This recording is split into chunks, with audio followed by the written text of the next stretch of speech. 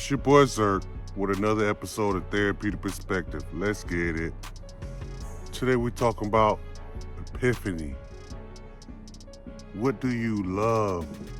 The moment you find out exactly what you're here for and exactly your purpose, that's what you call Epiphany. That's what you call that moment, that special moment in your life when you know that's exactly what you want to do.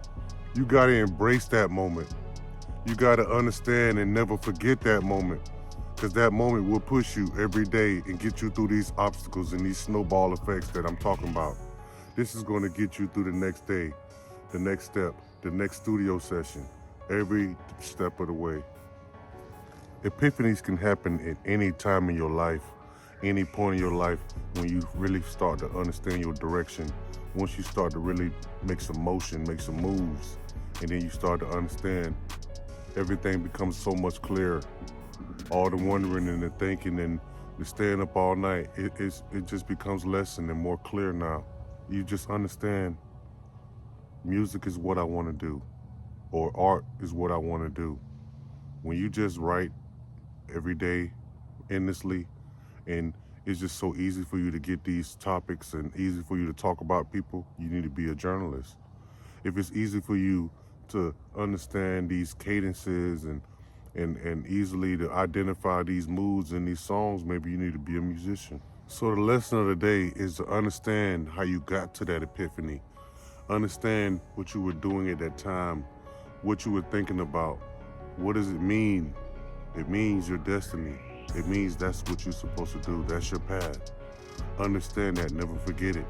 Incorporate everything you do into why you got here. And why does this all make sense? My epiphany came when I was 2 years old.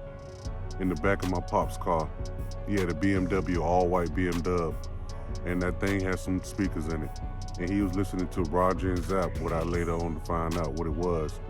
But just the zaps and you know, the taps and the bass lines and it just kept moving around, and then of course the melodies. And of course the fucking voice, and the voice was just like something I ain't never heard before, and it just was like magical. And once I just looked over at my pops and I understood what it did to him.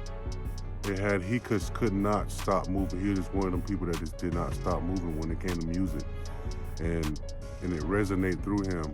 And I'm just looking that young, and I just realized, like, that's how I want to make people feel.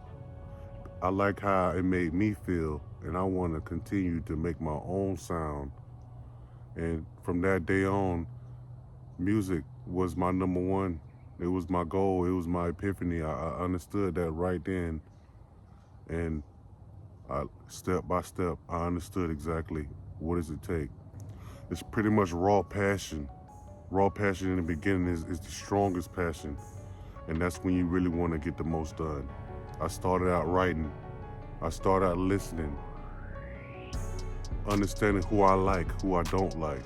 Why do I like these people? Why are these people so famous? I went back in time, went on YouTube and listened to Rick James and all these big artists. And it just instantly let me know exactly why these dudes is on top. Always follow your heart. Follow your dreams.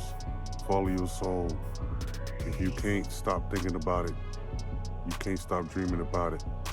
Make efforts to make it happen in real life. And it just starts with a thought, with a belief system. And it's all the way from there. It's your boy Zerk with another episode of Therapeutic Perspective. Let's get it. Salute!